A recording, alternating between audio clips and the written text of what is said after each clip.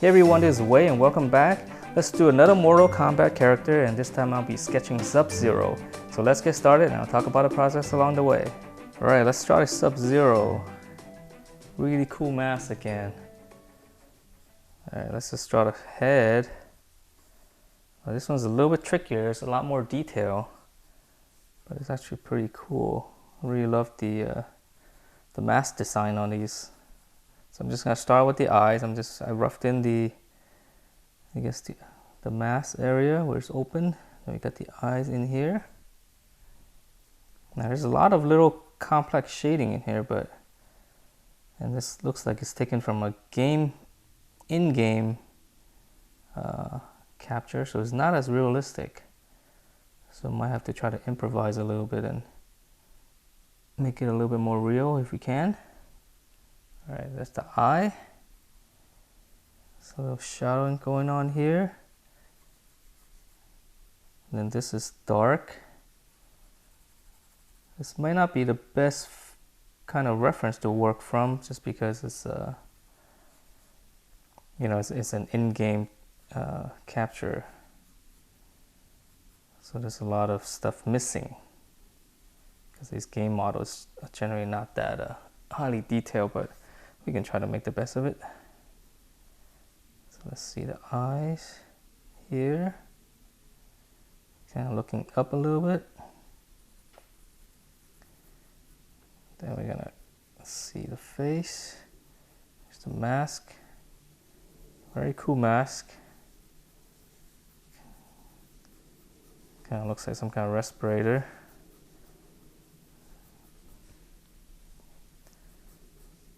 I mean, in a cool way, not a yeah, Mortal Kombat. That's a cool game. Used to play it all the time when I was a kid. I know it's violent, but it's not that bad. I turned out okay. I'm not a violent person. Alright, so let's see. I'm trying to sketch in as much detail as I can because there's not a lot of stuff to see here, unfortunately. Alright, so let's just block it in. See what happens. Alright, some dark area. Just gonna hit this dark, because I know this dark. There's some detailing in here which I can't make sense of.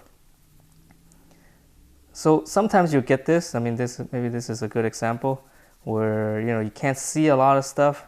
So you might have to just kind of either figure it out yourself or just give it some nonsense, just it's like some grooves here and some shapes here, and just to make up for the lack of detail. Hopefully I can do that. All right, so kind of doing some of that now. Okay, let's see, adjusting here. There's a little bit off, down. Okay, all right. Mask lower, got it too big. Okay, and then it's got down. This looks like some kind of paneling in here. Goes all the way up to the eye. So this is dark, and then something like that. Okay, can you guys see? Yeah, this might not be so pretty.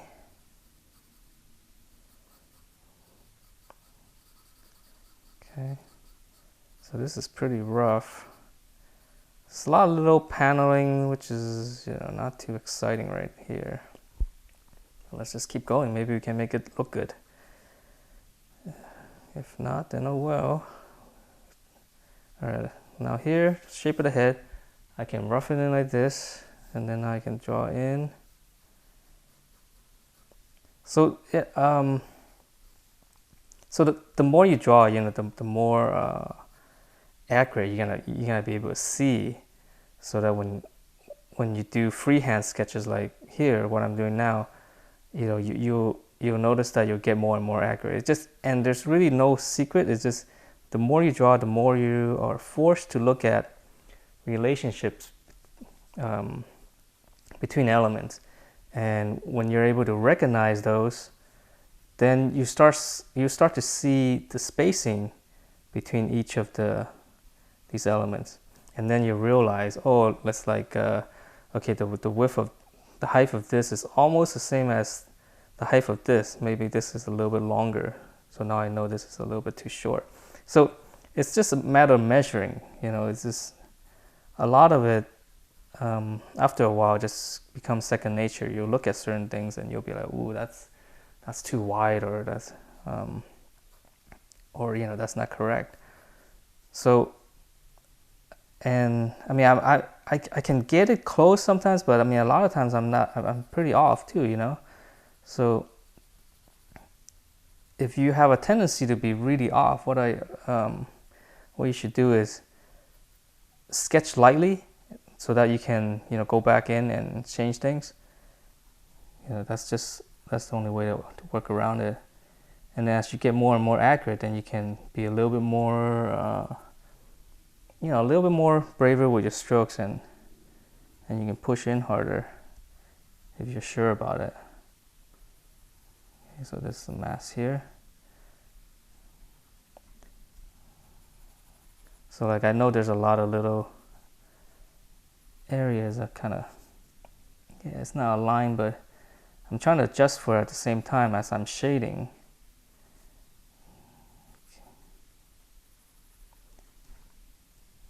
Okay, that's not too bad. It's not too off. So this is dark. Let's shade down here a little bit, just give it so the head doesn't look all weird. Let's give this the collar right here. It's very important, so that we can anchor this head a little bit. And then so like this shoulder area, so it goes from kind of from here, right? If you see the slant, so that's how I measure. And that's how you gotta see things. You gotta see that in the reference. You gotta see that slant. So if I keep going across here, it kind of hits the other shoulder. All right, we know it's right here, so we can do that. So that just kind of, that will give the head some kind of anchoring point, so that it's not floating in the air.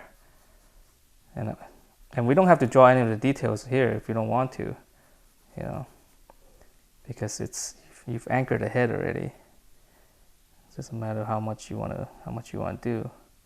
So I know there's some more detail in here. Let's try to skip that. There's some kind of glowing thing going on in here. Kind of an odd. Yeah, not digging the symbol much. Looks like some kind of stick figure. Looks like an alien stick figure. Okay, but we have to make it dark because it's glowing. So we gotta do a little bit of that. Let me see, how's that look? Okay. So once in a while, I'll look at the camera just so I can get a wider view of the drawing. And also to make sure everything's still in frame. Okay, so this area right here, just gonna outline the edge, maybe like somewhere around here, goes up, kind of curves in, and then this is all dark. So it's kind of like, I'm just gonna fade it out for now. Okay, let's see what we want to do here. So I'm still using the 6B, very rough edge. Let's hit this edge a little bit darker. So nice, give this so we can give this upper lip area a nice shine. Because without that dark area on the bottom, you wouldn't have known that that thing was shiny. So here. So now that I have this, a lot of like elements kind of blocked in, now it can be a little bit harder on my shading, since I know, I'm not so worried about placement anymore. Now it's just a matter of shading. Okay. So my pencil is really rough right now, and I might go in and do a little bit more detailing on the face, like let me see, like if I get my 4B and I can actually go in, and I just have it really sharp right now, and start shading in some of the smaller area, maybe putting in a little bit more detail. So like here on the mask, A little bit more fine shading. I think you can see it right in the camera. Okay. Yeah, like so, just little areas. Doesn't have to be all that exact. As long as you put something, it feels like there's more, you know, than it's like it doesn't need to be super accurate. It doesn't need to be, you know. See, if you look from afar, it actually looks okay, right? So I can fine tune these areas a little bit. So it's good and bad. I mean, with this stuff, what happens is just by switching pencils, all of a sudden I switch modes, and I'm a little bit more careful, which might not be good because now I'm kind of a little too tight, you know. But I just kind of want to show you the process. You know, once you have this kind of area kind of blocked in, you know, then you can go in and with a smaller pencil if you wanted to. But don't do it too early, because what happens is, you know, you kind of kill the the blocking in process, and that's the blocking in process is actually really important because that kind of establishes the overall value of your drawing. Okay. So there's a lot of little detail here. I'll definitely push it a little bit more off camera, but I think kind of show you. Yeah, I mean, you know, most of the things that I want to show you is just, you know, how you can sketch something like this. So go in and block in first, you know, nice and broad strokes, and then once you get it, then you just keep fine tuning it. So I'll push this a little further and see how this ends up. Alright, so here is my final drawing for my Sub-Zero, and it's drawn in the same way as my Scorpion drawn earlier. So it's kind of the same kind of, you know, semi-illustrative, you know, comic book style, you know, utilizing some of the harder line around the edges just to bring out the figure a little bit. But overall, you know, it's a really fun sketch. You know, you know, I don't have to worry too much about realism here. It's just as long as it's interesting and has some contrast and it pops out the image, then it's a good illustration, right? So I hope you guys enjoy this, and do give me a thumbs up if you do. I will see you next time.